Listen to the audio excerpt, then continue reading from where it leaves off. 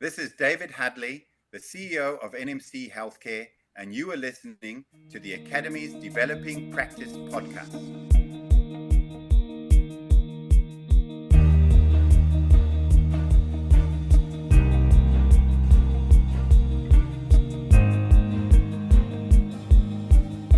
Hi David, we're really pleased to be speaking with you today. We're delighted to have you on the podcast to speak to us about credible leadership. But before we get started, we ask our guests the same question each and every time. So could you please give us a little bit about your background and how you have arrived in the position that you're in today? Thanks, Matt, and thank you for inviting me to your show.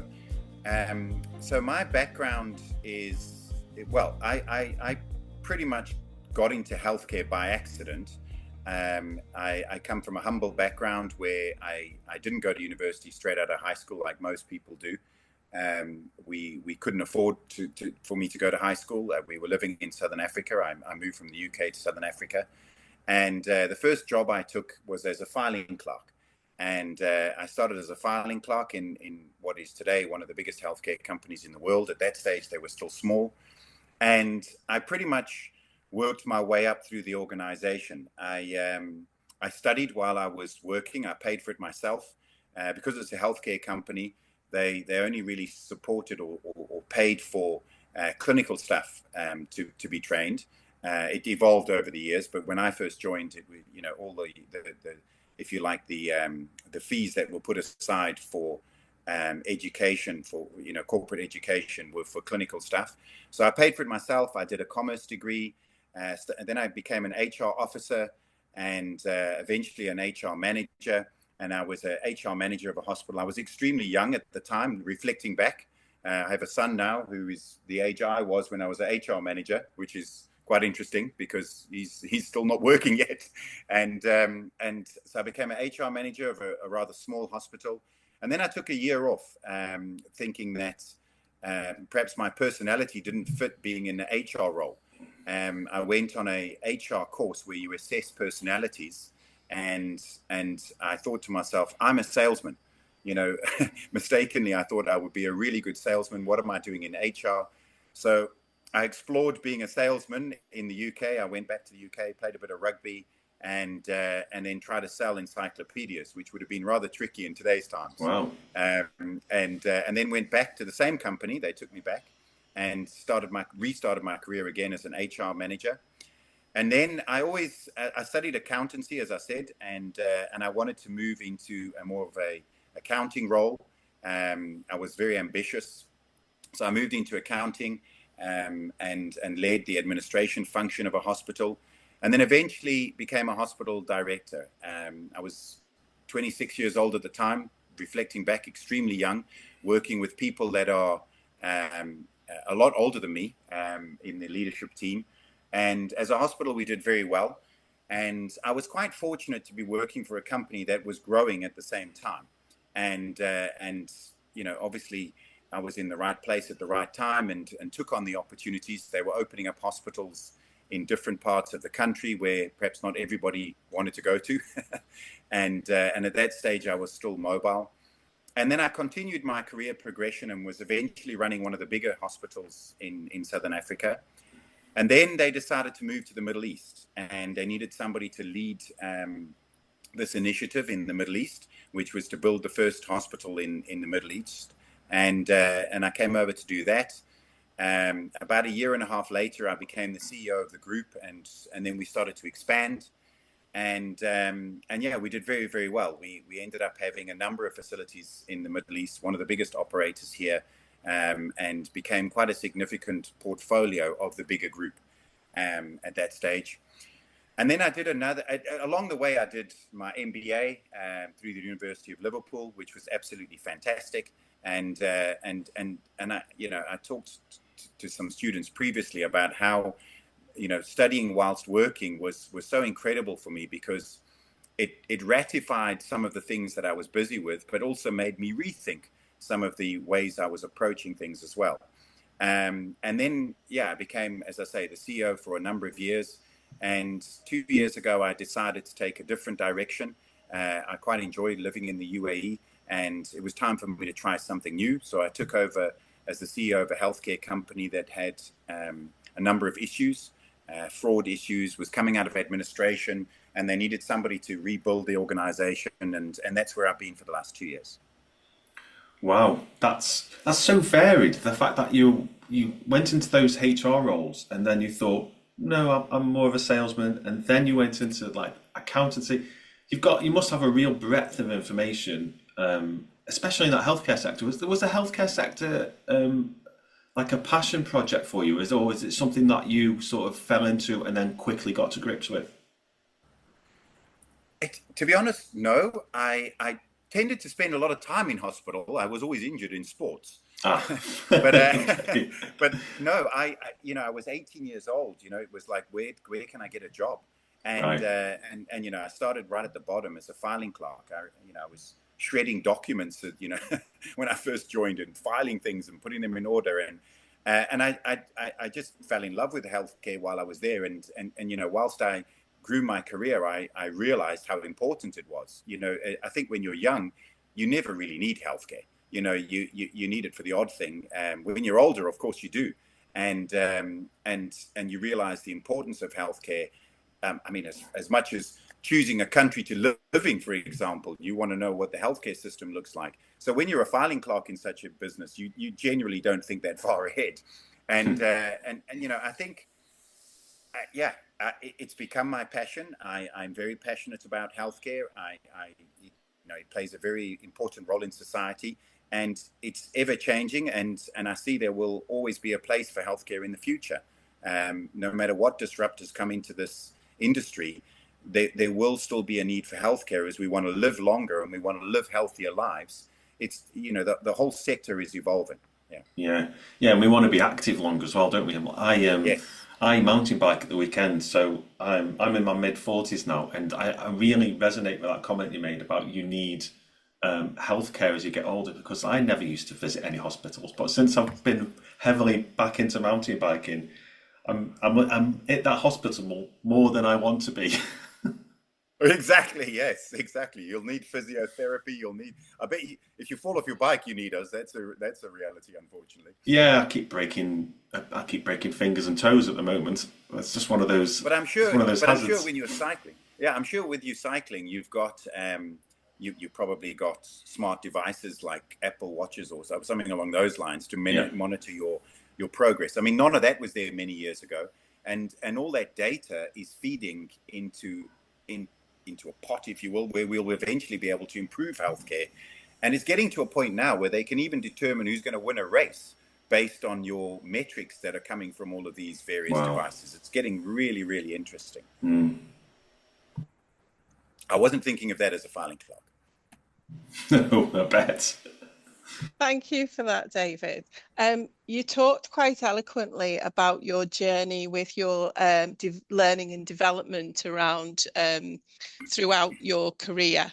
And one of the behaviours of our leadership commitment framework pillar of credible leadership is about being self-aware of your own strengths and taking ownership for that personal development. And I know it's something that you're very passionate about. Could you tell us more about your commitment to your development as a leader?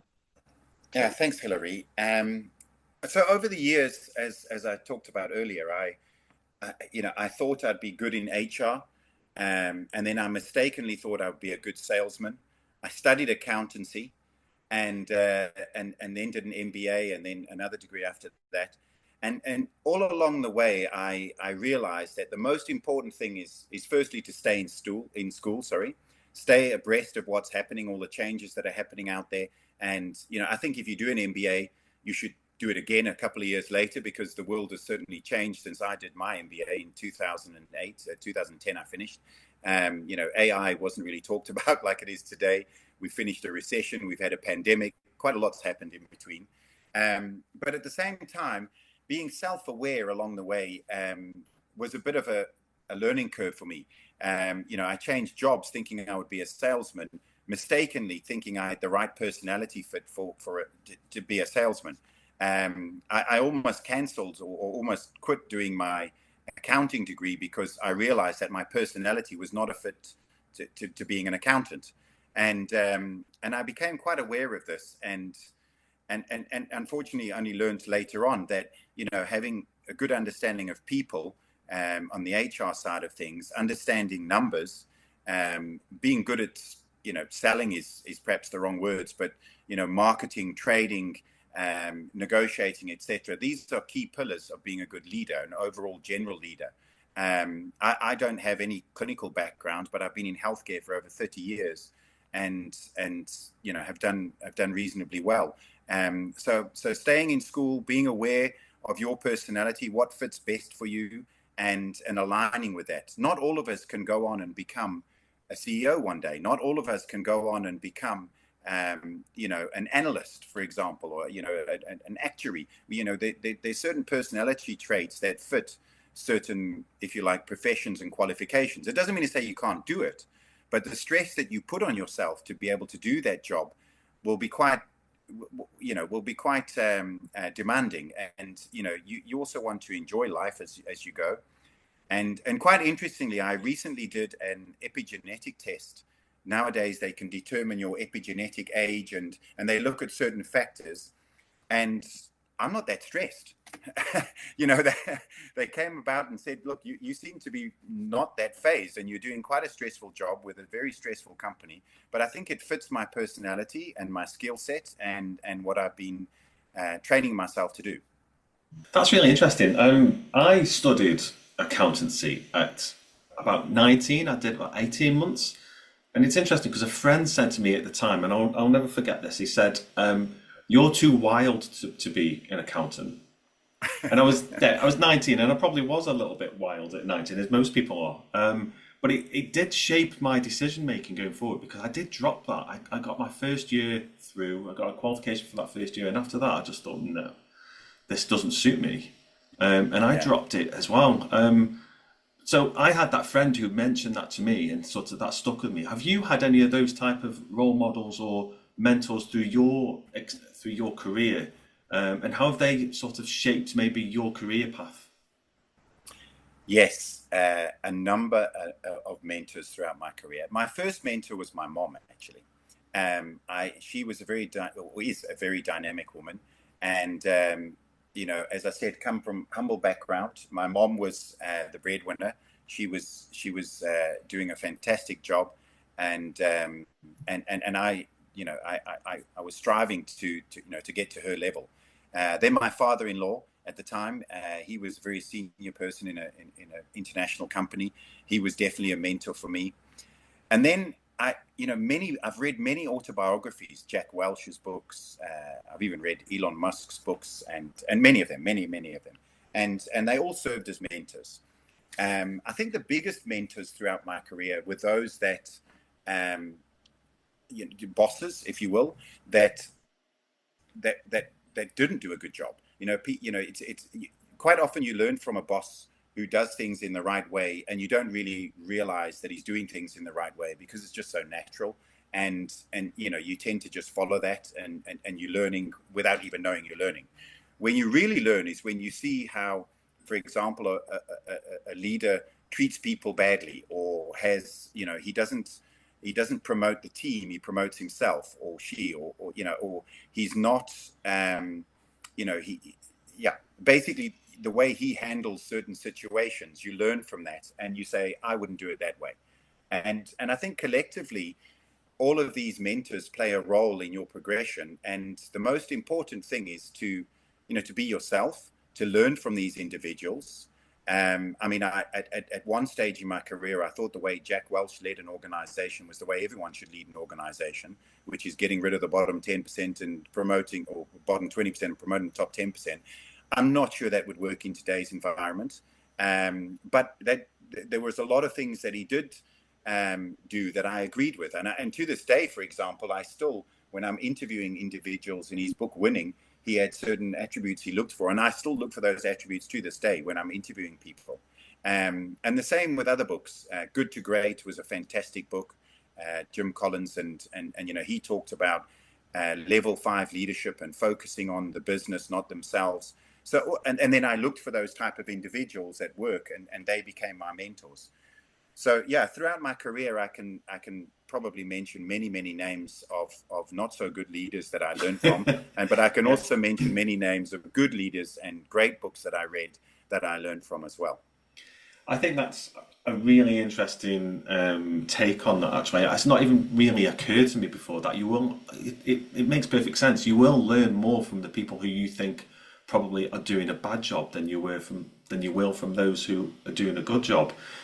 We learn more from our mistakes, don't we, than we do from our successes. So that makes Yeah. like perfect sense if you can look at somebody else's maybe failures and think, yeah, that wasn't the way to go. And I think, and it's important to be humble and to reflect, because you and I, we make mistakes, and Yeah. I still keep a journal, and I still make a lot of mistakes as a leader, and but I own those mistakes, and I learn from them, and I try not to repeat those mistakes.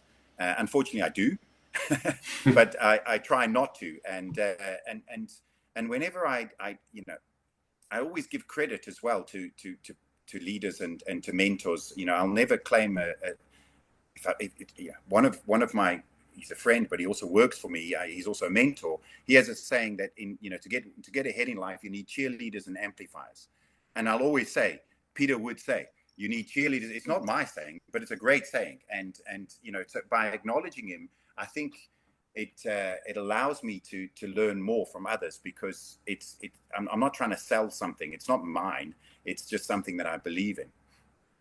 Can I ask as well, building on that, do you find that the mentors that you kind of aspire to have some shared values in terms of how they behave and how they help people and how they support their team and champion their team? Do you think that that's a factor in that? Absolutely. I think values are, they're talked about a lot. They're not really, necessarily understood or followed. So the bad leaders probably didn't have the same values in all in all aspects. Yeah. But values for me are critical. And one of the greatest mentors I had was the chairman of the previous company I used to work for, and we had a value that's in our value statement was mutual trust and respect, and he very much lived it. If he was meeting with doctors, he treated them the same as if he met with the housekeeping staff or myself, who was a junior guy coming up through the organization, or board members or shareholders, and that was incredible. And values for me are absolutely essential. And when I first joined this organization, where it had just come out of administration, there was fraud, and my job was to reestablish the company. The very first thing I looked at were the values, and put a value statement. We put together a mission, value statement, and goals, objectives, etc. But we really focused on selling those values to the team and to getting everyone to buy into it. But yes, it's absolutely essential when you look at mentors. How do you align with those values? And look at companies too. Do the values that a company have align with yours? Because otherwise it's not going to work. In terms of your leadership principles, what have been the most important in scaling your business to become one of the country's leading healthcare providers? I think overall, as a principle, is as I said earlier, is to continuously learn, evolve. Healthcare is changing quite dramatically. I'm a big believer in relationships. It's relationships with your team. If your nurses and your doctors are happy, generally they deliver better care to your patients. Same with the regulators, same with payers and the like. So I'm a keen supporter of having good relationships. Using data to make decisions, very important. It's a lot easier these days. There's more data available, but using data, but at the same time, being human. You need to be human, especially in healthcare, but I think in all leadership roles, being accessible and being human. And to Matt's point earlier, how did I get in healthcare? Why do I enjoy being in healthcare? I think because it's such a human industry. There's more robotics, there's AI, there's everything else, but nothing replaces a nurse holding your hand, telling you you're going to be all right, and the doctor caring for you, and you need that personal touch. So being human, I think, has been absolutely essential. And, common sense plays a massive role in this as well. If you see the demographics of a country changing, which we saw here in the UAE, and we saw the shift of population groups, etc., coming into the UAE, realizing that you need to evolve too. You need, different facilities, different healthcare offerings, different locations to be able to keep up with this trend. And that's how we managed to grow the business so successfully. As the UAE grew, we grew. The first hospital we opened, the one I came over to open, was very much dependent on maternity, for example. And as the population started to move more south, and as the population aged, I'll never forget convincing the hospital director to say, maternity is not the future of this hospital. It's cancer care, it's palliative care. There's more orthopedics. We're going to open an orthopedic hospital 50 kilometers down the road where there's a younger population group. So we evolved our business model according to what the markets, according to how the market had evolved. David, in a recent event at the University of Liverpool, you spoke to our leaders about where you sort of nurture an environment where you want to ensure that people aren't nervous about making mistakes. So I just want to sort of touch on that because it sort of relates to the book Black Box Thinking, and I always forget the author, Matthew Syed, is it, I think? So how do you balance that kind of supportive leadership trait around being comfortable with making mistakes, particularly in a healthcare setting when that can have really bad consequences? And I'm also thinking in context of like joining the company where you are now and that sort of changing that culture from where it's okay to make mistakes. We've been in a bad place in the past. We know we've had fraud. We've had, we're trying to renew the company again. How did you balance that, be allowing people to make mistakes in that type of environment?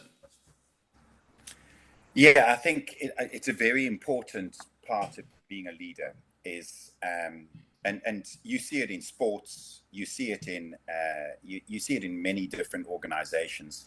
If people are too afraid to make mistakes, they tend to make mistakes. I'm a golfer, and whenever there's water in front of me, I tend to hit it in there, and you get a bit nervous. And I actually learned this when I did my MBA at the University of Liverpool. It was a saying.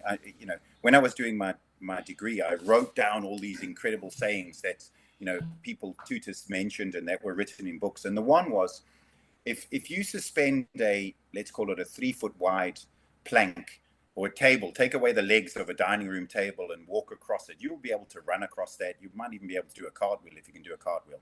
But if I suspend that same table between two 20-story high buildings, you're going to literally be on your knees crawling across that table. It's the same table, same width, same strength, it can hold you, but you're more nervous just because of the environment in which that table is placed. And that is very much the same in business. If people are nervous about doing their job, they will make mistakes. And they will also, you won't get the best out of them. They won't be able to perform at their highest performance, at their highest level.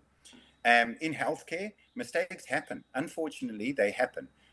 People are people, and doctors are people, and nurses are human, and they make mistakes. The key is learning from those mistakes. And what we try and do in healthcare is we don't only measure the mistakes so that we can improve on those mistakes.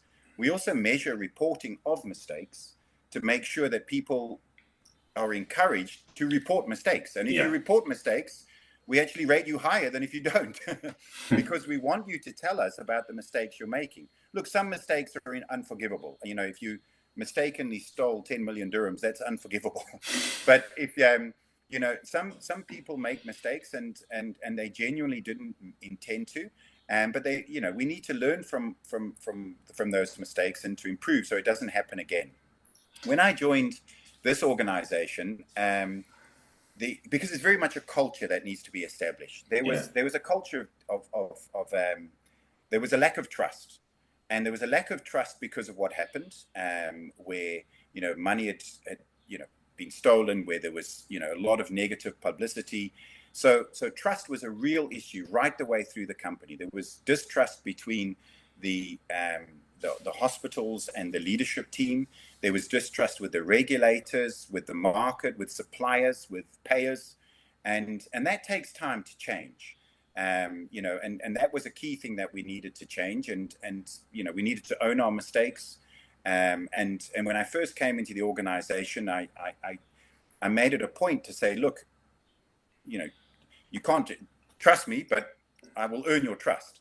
And I was very vulnerable, and I was very open and said, I might make mistakes. So might you. We will learn from each other. We will, you know, we'll be able to do this together.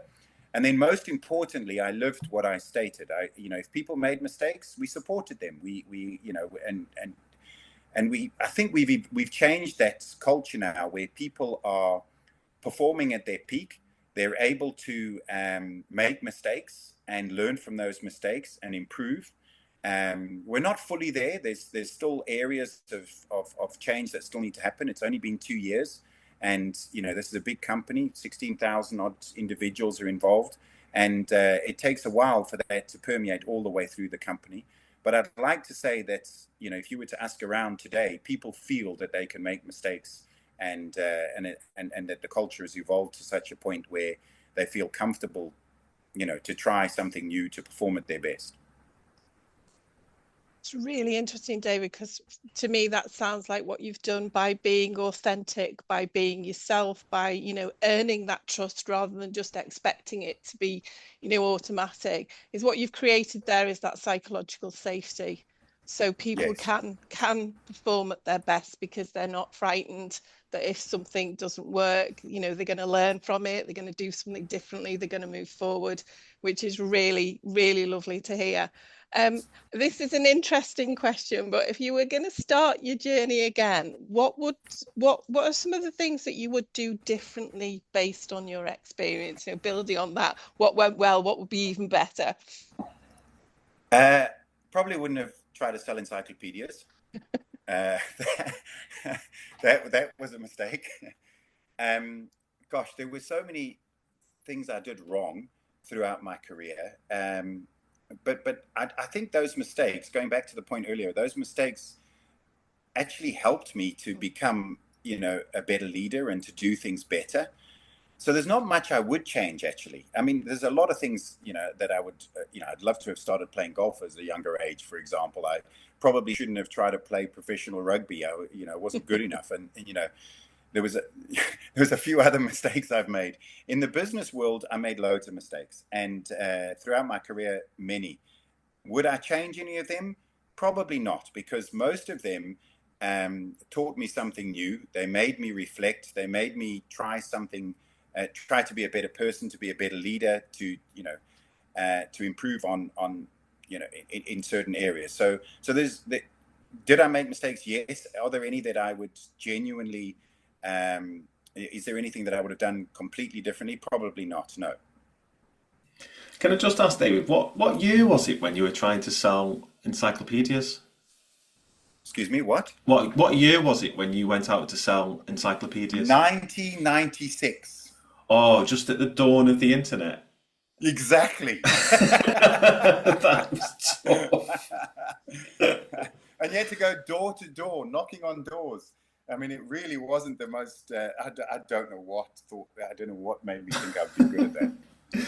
I was just wondering. We've all done jobs in our time Oh, yeah. that we think, why did we do that? But I think it shapes who we are, doesn't it? It shape, you know, you will now have some affinity to that young lad going round having to knock on and do door-to-door stuff and know that, you know, they've got the potential. One of the things I just wanted to really sort of thank you for is, you know, you talked about your journey in terms of, you know, working and studying at the same time, and that's Yes. you know, that's a great role model for people out there who think that their journey with learning has ended, and actually it hasn't. You can learn at any age, and you can learn while you're working full time.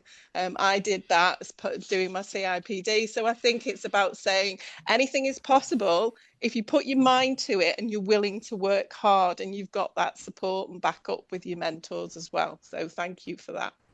Yeah, thanks, Hilary. Yeah, it's absolutely. I forget which book it was, but there was a book I read early on in my career which talked about, even if you're working for an employer, you're actually still self-employed, Because if you don't do well, they're going to remove you, or you're not going to get promoted. If you do well, you will grow in your career. Yeah. So yes, there is a big difference between being self-employed and working for a corporation. But at the end of the day, if you don't perform and you don't, learn and improve and do better, et cetera, you will not progress in either. And one of the sayings it had was stay in school. Yeah. And it's so true. I have a library of books. I try and read at least 1 or 2 books a month, and not romantic stories. Probably I should read more romantic stories, but I read about real world events, what's happening, and I like to keep myself up to date with everything that's happening in the world. And there's a lot of changes all the time. I mean, look at what's happened since the beginning of this year. Incredible changes globally. And how you lead your organization and shape decisions within a company, you need to know these things. Yeah. Because if you don't, you're going to fall behind. Yeah. Thank you. We've reached the last question, David. So this podcast is called the Developing Practice Podcast. So we always finish the podcast in the exact same way, where we ask our guests to give us maybe 2, 3, even 4 take-home tips that the listeners could reflect on in terms of their own personal practice. So if you do have a few thoughts or tips that we could reflect on in terms of your practice, what would they be? I think the first thing is, I know it sounds easy, and some people will say, well, I don't actually want to be this person, but just be yourself. Don't try and be somebody else. Quite often, some of the, let's call it lesser leaders that I've worked for, they try and be somebody that they're not. They're very different in a work setting to what they are not in a work setting. I personally believe that you don't need to be. Just be yourself. I think I'm the same if you meet me outside of work or inside of work. That's my way of approaching things. The other thing is, in terms of leadership styles, there are so many books on leaderships out there, and it's you tend to move in you tend to change your leadership style as you mature and as you get more experienced. But the one thing that I have learned is situational leadership. I really believe in situational leadership.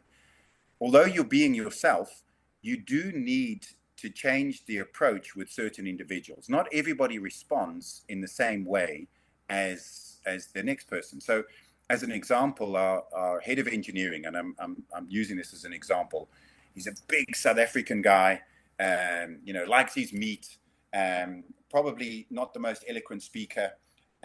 So if I want to have a serious discussion with him, I would take him for a barbecue or for a beer or something and sit down and chat with him.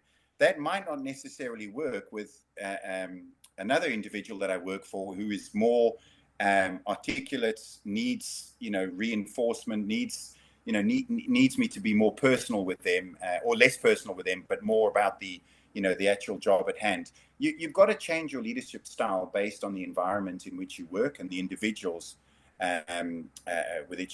with which you cooperate. One of the other tips I have is just execute, do it. It's not just about doing a degree or making a decision on your getting married or moving house or opening up a new service line or a new business. A lot of us think about things a lot. We analyze the situation, we have data in front of us, but we really struggle to make that final decision and to execute and deliver on what we've said we're going to do. That to me is the key to being successful in business. So if you can be yourself, if you can be a leader in the situation with which you are presented and change the way you lead according to the people you're working with, and if you can execute and get stuff done, I think you will be successful. And my final point is and we touched on this earlier about values, is have a set of values and stick with them. For me, being ethical it's an absolute must. You can do well in business, you can progress in business by not being ethical, by cheating, by bribing, by people get ahead by doing that.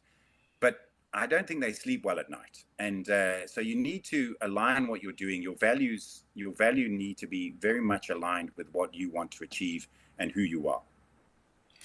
Brilliant tips. If that came out well. Yeah, thank you. Thanks, David. Thanks for your time today. Thank you, David. That was Thank you. perfect.